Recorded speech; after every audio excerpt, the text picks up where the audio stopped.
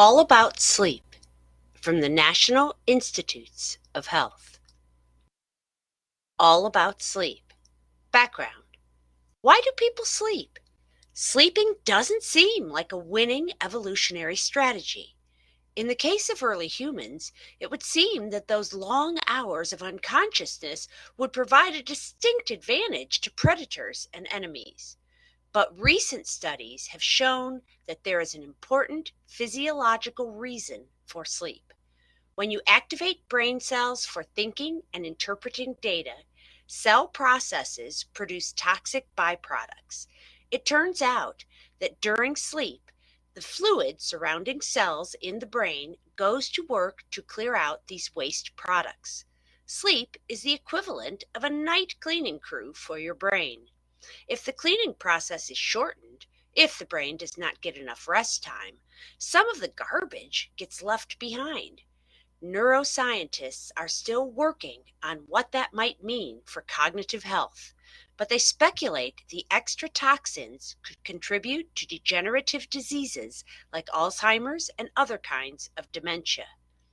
The following articles relating to sleep come from the Health Topics pages of the National Institutes of Health website.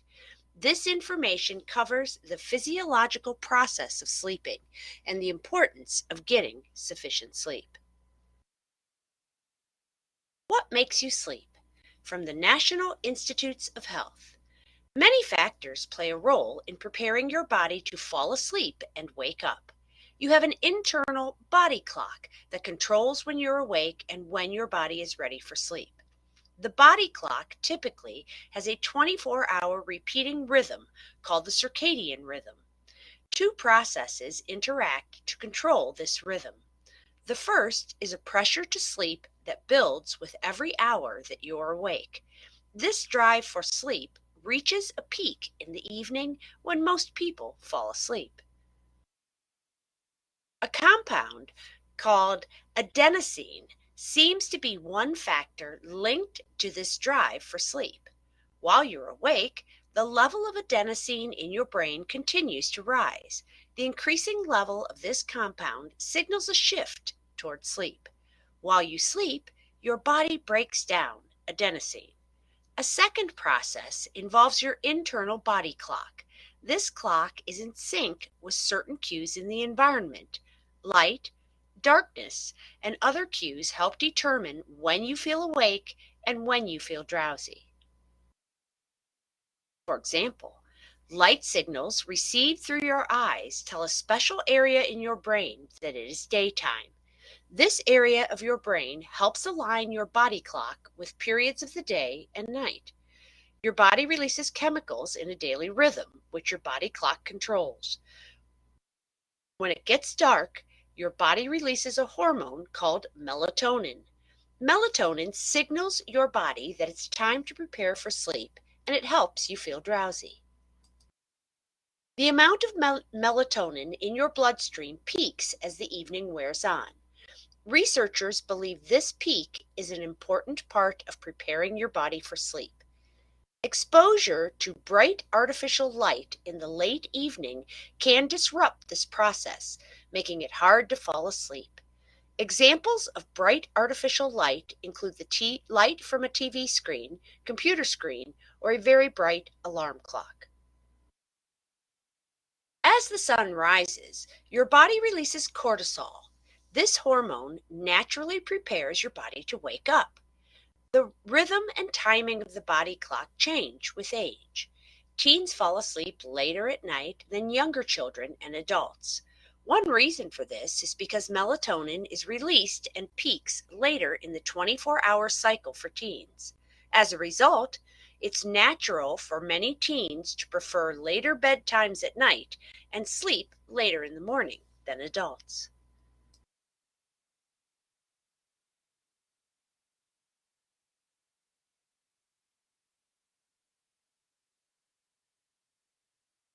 People also need more sleep early in life when they're growing and developing.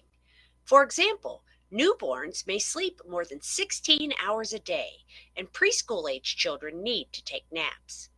Young children tend to sleep more in the early evening. Teens tend to sleep more in the morning.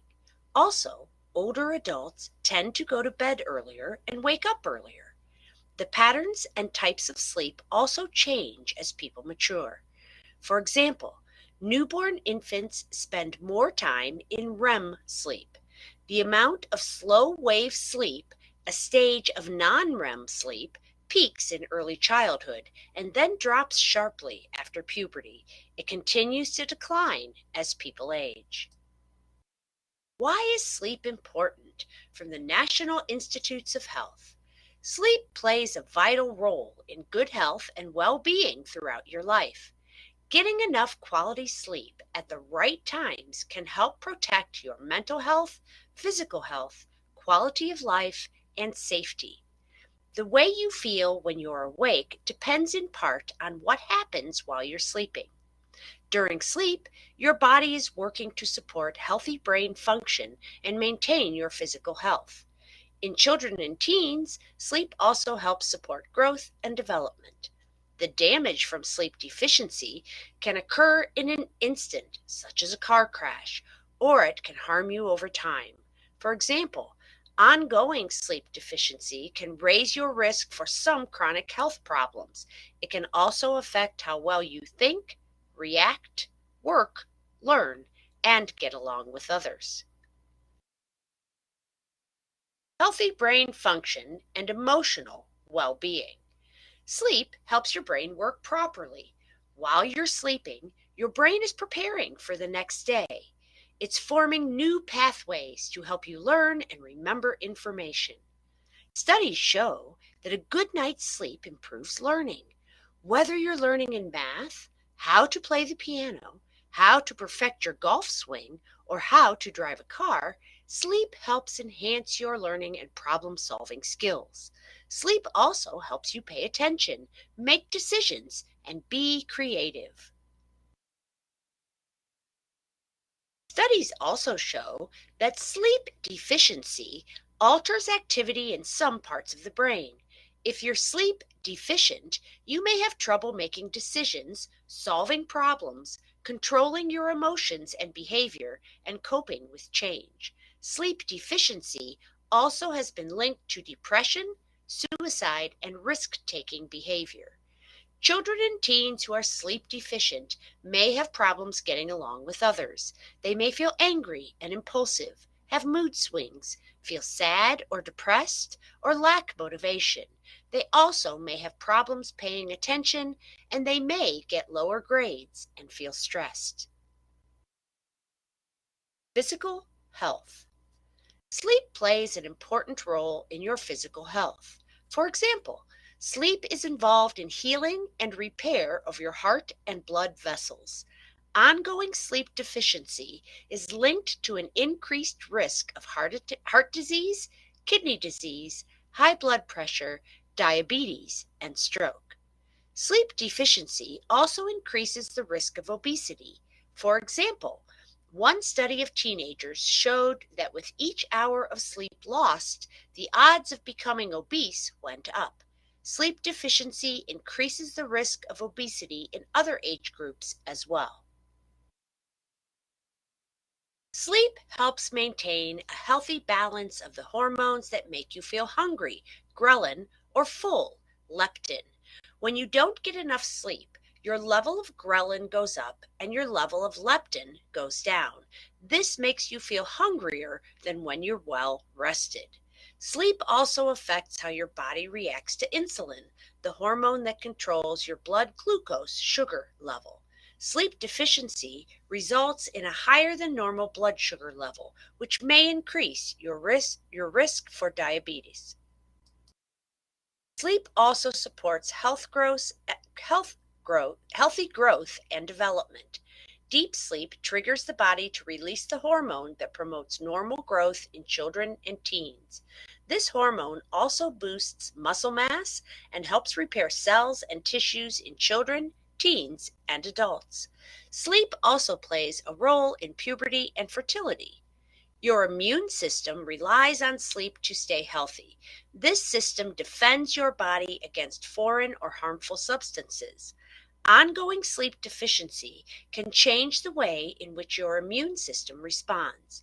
For example, if you're sleep deficient, you may have trouble fighting common infections. Daytime performance and safety. Getting enough sleep. Getting enough quality sleep at the right times helps you function well throughout the day. People who are sleep deficient are less productive at work and school. They take longer to finish tasks, have a slower reaction time, and make more mistakes. After several nights of losing sleep, even a loss of just 1 to 2 hours per night, your ability to function suffers as if you haven't slept at all for a day or two. Lack of sleep also may lead to microsleep. Microsleep refers to brief moments of sleep that occur when you're normally awake. You can't control microsleep, and you might not be aware of it. For example, have you ever driven somewhere and then not remembered part of the trip? If so, you may have experienced microsleep. Even if you're not driving, microsleep can affect how you function. If you're listening to a lecture, for example, you might miss some of the information or feel like you don't understand the point.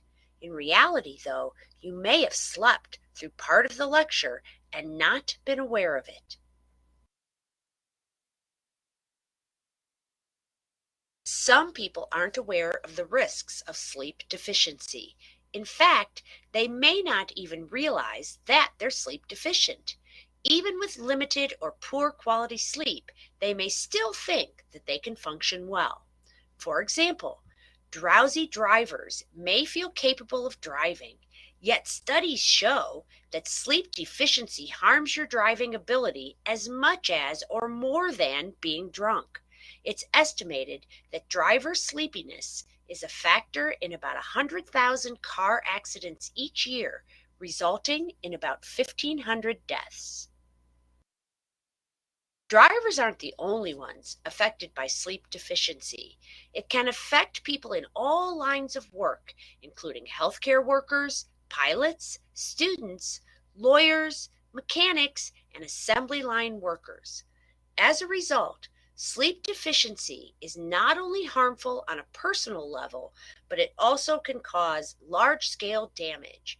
For example, sleep deficiency has played a role in human errors linked to tragic accidents such as nuclear reactor meltdowns, grounding of large ships, and aviation accidents.